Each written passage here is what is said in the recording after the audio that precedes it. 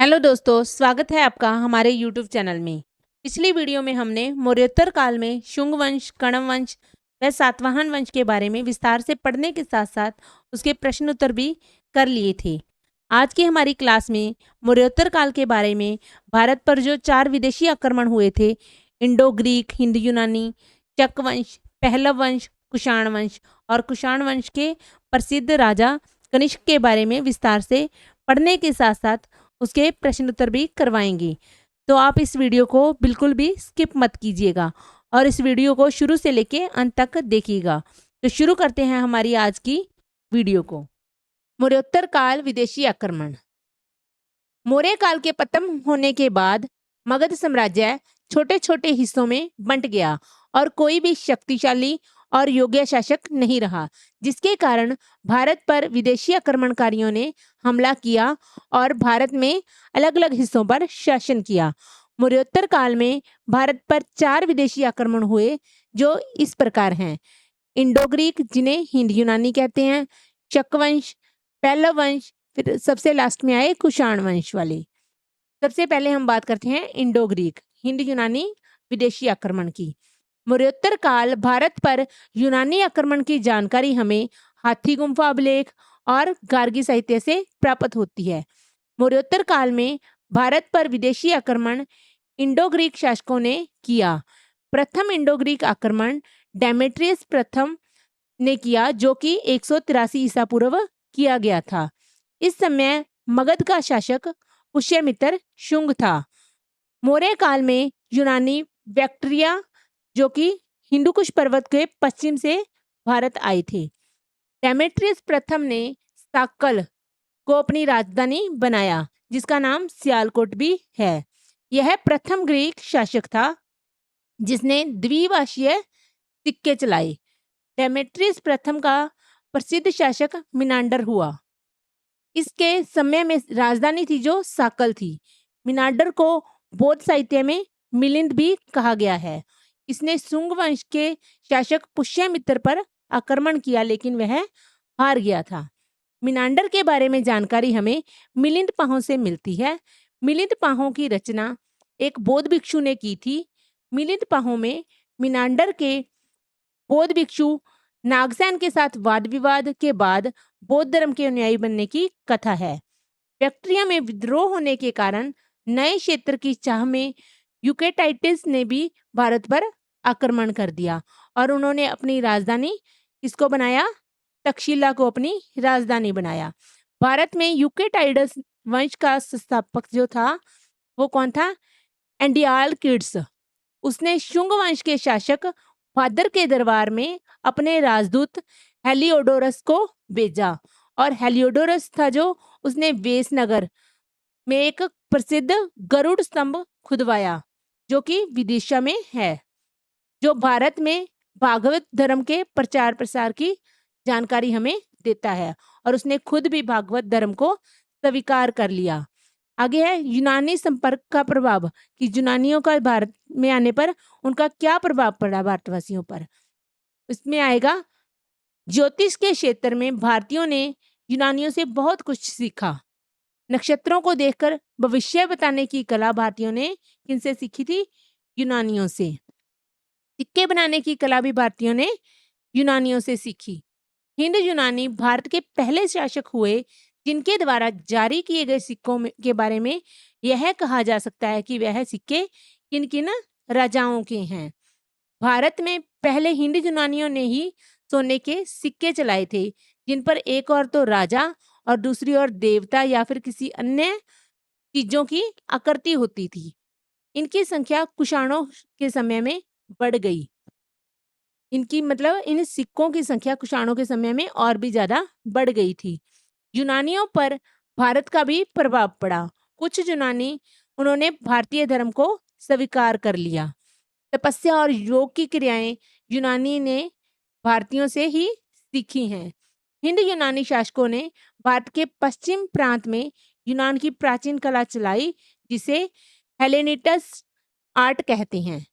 भारत में गंधार कला इसका सर्वोत्तम उदाहरण है। आगे हम बात करते हैं शक आक्रमण। यूनानियों के बाद शक आए। यूनानियों ने भारत के जितने भाग पर कब्जा किया था, इन्होंने उससे भी कहीं अधिक भाग पर कब्जा किया। यह भारत में 5 जगहों पर आकर बसे: कंधार, तक्षशिला, मथुरा, उज्जैन और नासिक। जो शक थे उनका मूल निवास था वो एशिया था और चरगाहों की खोज में वो भारत आए थे। शकों को न तो शासकों का और न ही जनता का के विरोध का सामना करना पड़ा। शकों ने भारत में कई भागों में अपना अपना राज्य स्थापित कर लिया, लेकिन उन्होंने में राज्य स्थापित किया। उन्होंने वहां पर लंबे समय तक शासन किया। कहाँ पर? पश्चिमी राज्यों में।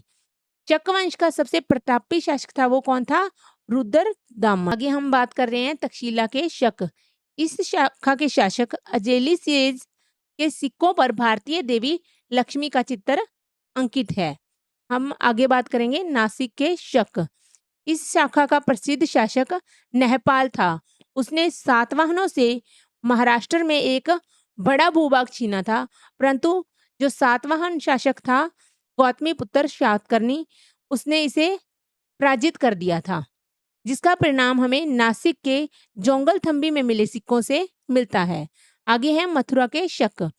57 ईसा पूर्व उज्जैन के स्थानीय राजा ने मथुरा के शासक को पराजित कर दिया और उन्हें बाहर खदेड़ने में सफल हो गए। वह अपने को विक्रमादित्य कहता था।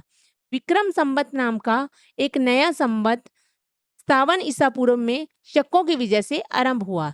तब से विक्रमादित्य एक लोकप्रिय उपाधि हो गया। ऊंची प्रतिष्ठा और सत्ता का प्रतीक भी ये बन गया। इसका परिणाम यह हुआ कि भारतीय इतिहास में विक्रमादित्यों की संख्या 14 तक पहुंच गई। गुप्त सम्राट चंद्रगुप्त द्वितीय सबसे प्रसिद्ध विक्रमादित्य था। उज्जैन के शक। शक वंश का सबसे प्रतिष्ठित शासक उज्जैन का रुद्रदामन था। उसकी उपलब्धियों का वर्णन गुजरात के जूनागढ़ अभिलेख से चलता है, जो कि संस्कृत भाषा में लिखा गया प्रथम अभिलेख है। इस अभिलेख से हमें यह पता चलता है कि गुजरात के सौराष्ट्र में सुदर्शन झील को चंद्रगुप्त मौर्य ने बनवाया था और जिसका पुनर्निर्माण रुद्रदामन ने करवाया था। इस वंश का अंतिम शासक रुद्र सिंह तृतीय था, जिसे गुप्त शासक चंद्रगुप्त द्वितीय ने पराजित किया और विक्रमादित्य की उपाधि को धारण किया। रुद्रदामन संस्कृत भाषा और अलंकृत शास्त्र का पहुंचा हुआ पंडित था, जिसने प्रथम संस्कृत नाटक की रचना कराई। भारत में शक अपने आप को क्षत्रप कहते थे। आगे है पहलव वंश। ईसा पूर्व पहली शताब्दी के अंत में पार्थियनों नामों वाले कुछ शासकों ने पश्चिमोत्तर भारत पर वो राज कर रहे थे, जिन्हें पल्लव या पहलव कहा गया। पहलव मध्य एशिया में ईरान से आए थे। भारत में इस वंश का प्रथम शासक मिथ्रिडेट्स था। इस वंश का सबसे महत्वपूर्ण शासक गोंडोफनीज हुआ। उसने तक्षशिला को अपनी राजधानी बनाया। जो यूनानी और शकों के मुकाबले पहलव पश्चिमोत्तर भारत के एक छोटे भाग पर ही अपनी सत्ता जमा पाए थे। इनके शासन की जानकारी तख्ते वही अभिलेख से मिलती है, जो पेशावर जिले से प्राप्त हुआ है। गोंडोफनीज के शासनकाल में ईसाई धर्म प्रचारक सेंट थॉमस भारत आया। वह भारत आने वाला पहला ईसाई धर्म प्रचारक था। इसके बाद वह दक्षिण चला गया और वहां पर तमिलनाडु में उन्हें मार डाला गया। 65 ईस्वी हजारा जिले के पजंतर अभिलेख व 79 ईस्वी तक्षशिला अभिलेख के अनुसार कुषाणों ने भारत पर पहलव वंश का अंत कर दिया।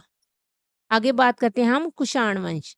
कुषाण वंश मध्य एशिया में पश्चिमी चीन की यूची जाति के थे।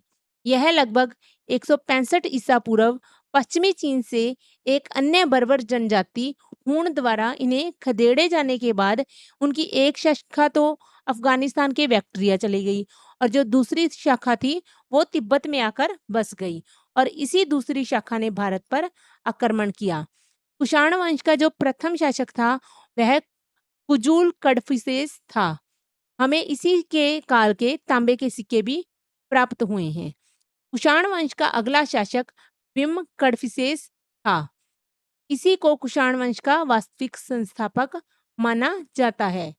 उसे भारत में कंधार, पंजाब, मथुरा के क्षेत्रों पर अधिकार कर लिया।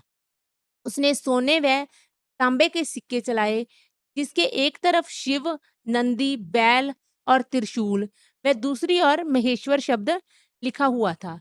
इससे ज्ञात होता है कि वह शैव धर्म को मानता था और उसने महेश्वर की उपाधि धारण की। आगे है कनिष्क। कुषाण वंश का सबसे प्रसिद्ध शासक कनिष्क था, जो 78 ईस्वी में गद्दी पर बैठा। कनिष्क ने 78 ईस्वी में शक सावंत था, उसको आरंभ किया। उसने एक विशाल साम्राज्य की स्थापना कर उत्तर भारत को एक राजनीतिक एकता के सूत्र में बांध दिया। उनका साम्राज्य था जो मध्य एशिया तक फैला हुआ था, जिसकी राजधानी पुरुषपुर थी, जो कि पेशावर में है, और मथुरा कनिष्क की दूसरी राजधानी थी। कनिष्क के समय में चौथी बौद्ध संगति कश्मीर में हुई थी, कश्मीर में कुंडलवन में हुई थी। जिसके बाद बौद्ध धर्म था जो हीनयान और महायान दो शाखाओं में बंट गया। इस संगति में पाशर्व और नागार्जुन शामिल हुए और इसी संगति में जो तीनों पिटक थे उनकी टीकाएं लिखी गई थी, जिनको महाभाष्य कहा गया, और महाभाष्य को बौद्ध धर्म का विश्वकोश कहते हैं। कनिष्क है जो बौद्ध धर्म की महायान शाखा का अनुयायी था। कनिष्क ने कश्मीर को जीतकर अपने राज्य में मिला लिया और एक नए नगर कनिष्कपुर की स्थापना की। कनिष्क ने आर्थिक उन्नति के लिए बहुत से कार्य किए। उसने उत्तरापथ का विस्तार बैक्ट्रिया तक किया, जिससे चीन से रोम जाने वाले रेशम मार्ग पर उसका नियंत्रण हो गया और वह चीन के रेशम व्यापार को यूरोप, ईरान और मध्य एशिया से जोड़ता था। रेशम मार्ग का पश्चिमी भाग है जो हिंद महासागर में से गुजरता था। उत्तरी भाग कश्मीर व हिंदुकुश पर्वत को पार करके गुजरता था। इस मार्ग से होने वाले व्यापार से कनिष्क कर वसूलता था, जिससे एक बड़ी राशि उसे कर के रूप में प्राप्त होने लगी। कनिष्क के समय में भारत में मूर्ति निर्माण की गंधार कला व मथुरा कला का जन्म हुआ। सर्वाधिक शुद्धता वाले सोने के सिक्के भी कनिष्क के शासनकाल में ही जारी किए गए। कनिष्क ने अपने दरबार में 9 विद्वानों को संरक्षण प्रदान किया। कनिष्क का राजकवि अश्वघोष था और उसने बुद्ध चरित्र, सौंदरनंद, सूत्रालंकार, सारीपुत्र प्रकरण की रचना की। कनिष्क की राजसभा में वसुमित्र व अश्वघोष ये क्या थे? 2 बौद्ध दार्शनिक थे। वसुमित्र ने महाविभाषा शास्त्र ग्रंथ की रचना की। नागार्जुन एक बौद्ध गुरु थे। इन्होंने शून्यवाद दर्शन का प्रतिपादन किया। इन्हें भारत का आइंस्टीन भी कहते हैं। चरक एक आयुर्वेदाचार्य थे, जिन्होंने चरक संहिता नामक चिकित्सा ग्रंथों की रचना की। कनिष्क की मृत्यु के बाद से ही कुषाण वंश का पतन आरंभ हो गया।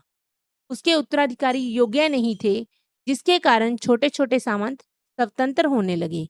इस वंश का अंतिम शासक के रूप में वसुदेव की चर्चा मिली है हमें, जो विष्णु और शिव का उपासक था।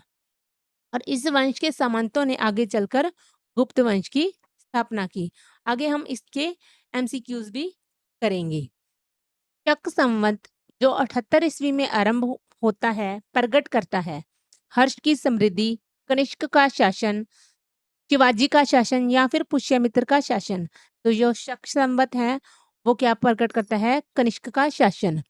प्रसिद्ध कुषाण शासक कनिष्क शक वंश का आरंभ करता है, क्योंकि जो 78 ईस्वी का समय था वो कनिष्क की राज्यारोहण की तिथि थी। इसीलिए इसे शक संवत के नाम से इसके बाद से जाना जाने लगा। हमारा अगला प्रश्न है, राष्ट्रीय पंचांग किस नाम से जाना जाता है? विक्रम संवत, हिजरी संवत, चक संवत या इनमें से कोई नहीं? तो राष्ट्रीय पंचांग किस नाम से जाना जाता है? चक संवत। यह भारतीय संविधान ने इसे 22 मार्च 1957 को राष्ट्रीय पंचांग के रूप में शक संवत को माना था। हमारा अगला प्रश्न है, चक संवत का प्रथम मास होता है चैत्र, विशाख, विशाख है ये, माघ या फिर कार्तिक। जो शक संवत का प्रथम मास होता है वो चैत्र है। हमारा अगला प्रश्न है, चक संवत पर आधारित राष्ट्रीय पंचांग का अंतिम महीना कौन सा होता है? चैत्र, वैशाख, फागुन या फिर कार्तिक। तो जो लास्ट महीना होता है वो होता है फागुन। हमारा अगला प्रश्न है, अश्व घोष किस राजा का दरबारी कवि था? किसका दरबारी कवि था? हर्षवर्धन का, चंद्रगुप्त मौर्य का, कनिष्क का या फिर अशोक का। तो जो अश्व घोष है वो कनिष्क का दरबारी कवि था। जो वसुमित्र है, वसुमित्र और अश्व घोष, ये दोनों ही जो क्या थे, बौद्ध दार्शनिक थे। किसके दरबार में? कनिष्क के दरबार में। हमारा अगला प्रश्न है, निम्नलिखित में से महानतम कुषाण नेता कौन सा था जो बाद में बौद्ध बन गया? कुजुल कड़फिसिस, विम कड़फिसिस, कनिष्क या फिर वशिष्ठ। कौन सा था वो? कनिष्क। कनिष्क जो था वो बाद में बौद्ध बन गया था। कुशाण कुषाण काल के दौरान मूर्तिकला की गंधार शैली निम्नलिखित में से किसका मिश्रण है? भारत चीनी शैली का, भारत ईरानी शैली का, भारत इस्लाम शैली का या फिर भारत ग्रीक शैली का। तो जो गंधार शैली है वो किसका मिश्रण है? भारत ग्रीक शैली का। हमारा अगला प्रश्न है, चरक किसके राज चिकित्सक थे? कनिष्क के, पुष्यमित्र के, हर्षवर्धन के या फिर अशोक के। तो जो चरक थे वो किसके दरबारी राज चिकित्सक थे? वो थे कनिष्क के। हमारा अगला प्रश्न है, हेलियोडोरस के बेसनगर अभिलेख से उल्लेख मिलता है 5 वीरों का, संकर्षण व वासुदेव का, संकर्षण, वासुदेव और वीरों का या फिर वासुदेव का। तो किसका उल्लेख मिलता है बेसनगर नगर अभिलेख से? वासुदेव का। हमारा नेक्स्ट प्रश्न है, कनिष्क की राजधानी थी पुरुषपुर, बनारस, इलाहाबाद या फिर सारनाथ। तो कनिष्क की राजधानी पुरुषपुर थी जो पेशावर में स्थित थी। और इसकी दूसरी राजधानी एक और थी, वो कौन सी थी? मथुरा। हमारा अगला प्रश्न है, प्राचीन भारत में चिकित्सा शास्त्र पर ग्रंथ लिखा था, किसने लिखा था? नागार्जुन ने, आर्यभट्ट ने, चरक ने या बारामिहिर ने। तो ये किसने लिखा था? चरक ने लिखा था। सी ऑप्शन हमारा राइट ऑप्शन हो जाएगा। भारत में बड़े पैमाने पर स्वर्ण सिक्कों को जारी करने वाला शासक कौन थे? इंडो ग्रीक, मौर्य, गुप्त या फिर कुषाण। तो वो कौन से शासक थे जिन्होंने बड़े पैमाने पर स्वर्ण सिक्कों को जारी किया? वो थे कुषाण शासक। हमारा अगला प्रश्न है, निम्नलिखित में से पुरुषपुर किसका दूसरा नाम है? पटना का, पेशावर का, पाटलिपुत्र का या फिर पंजाब का। तो किसका नाम है? ये पेशावर का दूसरा नाम है, पुरुषपुर। हमारा नेक्स्ट प्रश्न है, सर्वप्रथम भारत में विशुद्ध संस्कृत भाषा में लंबा अभिलेख किस राजा द्वारा जारी किया गया था? जवन राजा मिनांडर द्वारा, शक राजा रुद्रदामन द्वारा, अथर्वा राजा गोंडोफनीस द्वारा या फिर कुषाण राजा कनिष्क द्वारा। तो इसका राइट आंसर हो जाएगा बी ऑप्शन, शक राजा रुद्रदामन द्वारा। हमारा अगला प्रश्न है, कुषाणों की दूसरी राजधानी कौन सी थी? पाटलिपुत्र, दिल्ली, मथुरा या फिर लाहौर। जो कुषाणों की दूसरी राजधानी थी वो थी मथुरा। हमारा अगला प्रश्न है, भारतीयों के लिए महान सिल्क मार्ग किसने आरंभ किया? अशोक ने, कनिष्क ने, हर्षवर्धन ने और वसुमित्र में से किसने आरंभ किया था? वो ये आरंभ किया था कनिष्क ने। इससे ये व्यापार पर कर लगाकर उन रास्तों से कर वसूलने लगा था और उसे एक बड़ी धनराशि प्राप्त होने लगी थी। हमारा अगला प्रश्न है, बुद्ध चरित्र की रचना किसने की? चरक ने, अश्व घोष ने, नागार्जुन ने या वसुमित्र ने? तो चरक बुद्ध चरित्र की रचना किसने की थी? अश्व घोष ने। ये और कौन था? ये बौद्ध दार्शनिक था। किसके राज दरबार में? कनिष्क के दरबार में। हमारा अगला प्रश्न है, किस कुषाण शासक ने सर्वप्रथम स्वर्ण मुद्राएं जारी की? कडफोसस प्रथम, कडफोसस द्वितीय, कनिष्क या फिर विम कडफोसस? तो सर्वप्रथम जो स्वर्ण की मुद्राएं जारी की थी वो की थी विम कडफोसस ने। हमारा अगला प्रश्न है, भारत का आइंस्टीन किसे कहा जाता है? वसुमित्र को, अश्व घोष को, कनिष्क को या फिर नागार्जुन को? जो भारत का आइंस्टाइन है वो कहा जाता है नागा अर्जुन को। हमारा अगला प्रश्न है, कुषाण काल में सबसे अधिक विकास किस क्षेत्र में हुआ? धर्म के क्षेत्र में, कला के क्षेत्र में, साहित्य के क्षेत्र में या वास्तुकला में? तो किसमें हुआ था सबसे अधिक विकास? कला के क्षेत्र में। हमारा नेक्स्ट क्वेश्चन है, अशोक द्वितीय के नाम से किसे जाना जाता था? समुद्रगुप्त को, चंद्रगुप्त मौर्य को, कनिष्क को या फिर हर्षवर्धन को? तो जो अशोक द्वितीय के नाम से किसे जाना जाता था? कनिष्क को जाना जाता था। हमारा अगला प्रश्न है, किसी संग्रहालय में कुषाण मूर्तियों का संग्रह सबसे अधिक है? मुंबई संग्रहालय, मद्रास संग्रहालय, मथुरा संग्रहालय या फिर दिल्ली संग्रहालय? तो इसका आंसर हो जाएगा सी ऑप्शन, मथुरा संग्रहालय। हमारा अगला प्रश्न है, तक्षशिला के प्रसिद्ध स्थल होने का क्या कारण था? प्राचीन वैदिक कला, गुप्त कला, मौर्यकालीन कला या फिर गंधार कला?